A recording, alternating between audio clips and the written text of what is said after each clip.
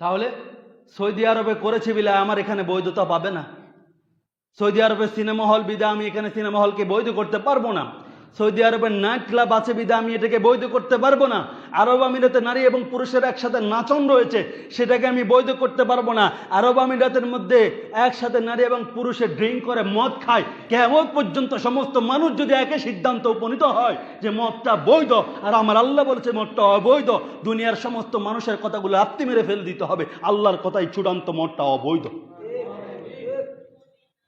সম্মানিত হাজিরিন, তাহলে ইসলামী শরীয়তের বিধান আরব নয়, ইসলামী শরীয়তের বিধান কোন রাষ্ট্রের আইন, ইসলামী শরীয়তের বিধান কোন রাষ্ট্রের কালচার, ইসলামী শরীয়তের বিধান হচ্ছে কোরআন সুন্নাত এবং সাহাবায়ে কেরামের আমল। এরপর একটা কথা গেল, আপনারা জানেন সৌদি আরবের মধ্যে চোরে চুরি করলে কি কাটার বিধান রয়েছে? হাত কাটার বিধান রয়েছে তো নাকি? অন্যান্য বিধানগুলো না থাকলে কয়েকটা বিধান আছে। যে ব্যক্তি জেনা করে যদি অবিবাহিত হয় তাহলে তাকে কি দোররা মারবে, যদি বিবাহিত হয় তাকে পাথর মেরে সঙ্গে সার। কখনো পর্যন্ত কি আপনি বলেছেন আপনার এলাকা অসংখ্য অগণিত চোর? আমার দেশে যে কিনা সরকার জননেত্রী শেখ হাসিনা প্রত্যেকটা বাজেটে হাজার হাজার কোটি টাকা খরচ করে, অথচ জনগণের কাছে হাজারটা টাকা পৌঁছায় না। আপনি করোনাকালীন ইস্যুতে খেয়াল করেন, করোনাকালীন ইস্যুতে বাংলাদেশ সরকার প্রত্যেকটা জনগণের নিকট কতটা টাকা বরাদ্দ করেছে, অথচ প্রত্যেকটা জনগণের নিকটে এসেছে? তাহলে সরকার কি বরাদ্দ করে নাই? করেছে। দুর্নীতি করেছে কারা? প্রত্যেকটা কর্মচারীরা। আপনি আমাকে বলেন, তারা শুধু এখন চাল চুরি করে না, তারা এখন গম চুরি করে না, তারা এখন বড় বড় ব্যাংক চুরি করে। এখন আমি আপনাকে বলি বন্ধু, আমি আপনাকে হিংসাপরায়ণ হয়ে বলছি না, আপনাকে বুঝার জন্য বলছি। তাহলে কোনোদিন কি বলেছেন যারা চুরি করছে, যারা হাজার হাজার টাকা আত্মসাৎ করছে, ইসলামী শরীয়ত অনুযায়ী সৌদি আরব তো সুরে চুরি করলে হাত কাটার বিধান রয়েছে, কোনোদিন কি বলেছেন এই চোরকে হাত কেটে দাও? বলেছেন? বলেন নাই। আপনি যদি দেখেন সুবর্ণচরে একজন নারীকে কিভাবে নির্যাতন করা হয়েছে, তাকে ধর্ষণ করা হয়েছে। আপনি যদি দেখেন প্রত্যেকটা অঞ্চলে প্রতিনিহিত দর্শনের খবর চলতেছে। আপনি যদি চিন্তা ভাবনা করতেন প্রত্যেক দিন আপনি নিউজ পোর্টালগুলো খোলেন, প্রত্যেক দিন দর্শনের খবর রয়েছে। আপনি যদি বলেন সৌদি আরবে তো দর্শনকারী ব্যক্তিকে শাস্তি দেওয়া হয় কোরআন অনুযায়ী, আপনি কি সেটা গ্রহণ করেছেন? কেন তাহলে এই সমস্ত বিষয়গুলোকে কেন আপনি শরীয়তের সাথে সম্পৃক্ত করছেন? ভাই এটা ঠিক নয়। শরীয়তের দলিল এবং কোরআন এবং হাদিস সুন্নাহ এবং সাহাবায়ে কেরামের আমল, শরীয়তের দলিল কোন ব্যক্তি, শরীয়তের দলিল কোন দেশ, শরীয়তের দলিল কোন জনপদ হতে পারে না। ভাইরা আমি একটা কথা বলি সর্বশেষ, আমরা ইসলামটাকে গ্রহণ করেছি আমাদের নিজেদের মতো করে।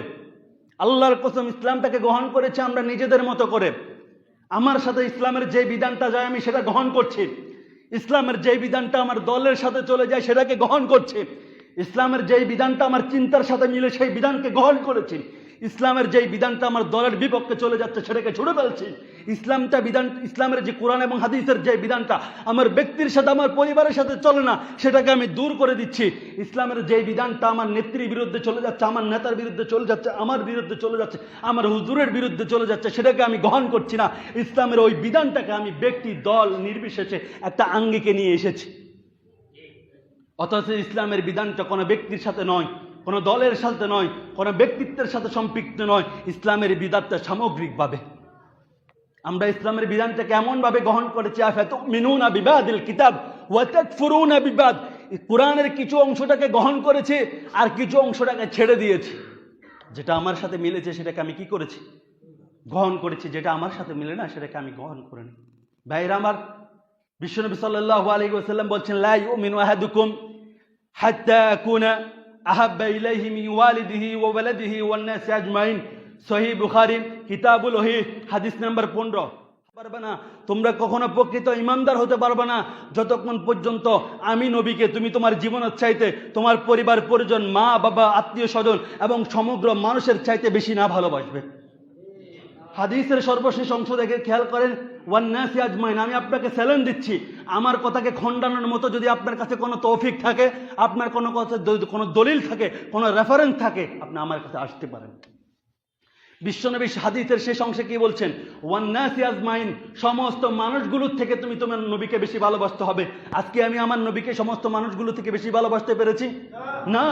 আমার কাছে আমার নবী বড় না, আমার কাছে আমার নেতা বড়, আমার কাছে আমার রসুল বড় নয়, আমার কাছে আমার বন্ধু বড়, আমার কাছে আমার রসুল বড় না, আমার কাছে আমার নেত্রী বড়, আমার কাছে আমার রসুল বড় না, আমার পীর সাহেব বড়, আমার কাছে আমার রসুল বড় না, আমার কি হুজুর বড়। অথচ বিশ্বনবী সাল্লাল্লাহু আলাইহি সাল্লাম বলেন, এরকম যদি বড় হয় তুমি প্রকৃত ঈমানদার হতে পারবে না। সাইয়্যিদুনা ওমর রাদিয়াল্লাহু তাআলা আনহু বিশ্বনবীর কাছে এসে হাজির, ইয়া রাসূলুল্লাহ, আমি নিজেকে বেশি ভালোবাসি, এরপর আপনাকে বেশি ভালোবাসি। আল্লাহর পয়গম্বর বললেন, ওমর তুমি পূর্ণাঙ্গ ঈমানদার হতে পারো। এই কথা কাকে বলছেন? কাকে বলছেন? ওমরকে। যে ওমরের ব্যাপারে বিশ্বনবী সাল্লাল্লাহু আলাইহি ওয়াসাল্লাম বলছেন, আমার পরে আল্লাহ তাবারক ওয়া তাআলা যদি এই পৃথিবীতে কোনো পয়গম্বর প্রেরণ করতেন তাহলে সে হতো কে? সাইয়্যিদুনা ওমর রাদিয়াল্লাহু তাআলা। আমার পরে যদি কোনো পয়গম্বর আল্লাহ তাআলা পৃথিবীতে প্রেরণ করতেন সে হতো আমার সাইয়্যিদুনা ওমর। আল্লাহ তাকে পয়গম্বর হিসেবে প্রেরণ করছেন। সেই ওমর রাদিয়াল্লাহু তাআলা আনহু বিশ্বনবীকে বলছেন, ইয়া রাসূলুল্লাহ, আমি আপনাকে খুব বেশি ভালোবাসি। প্রথমে আমি আমার জীবনকে বেশি ভালোবাসি, আমি আমাকে ভালোবাসি, তারপরে আপনাকে ভালোবাসি। আল্লাহর পয়গম্বর বললেন, ওমর তুমি নিজে এখনো পূর্ণাঙ্গ ঈমানদার হতে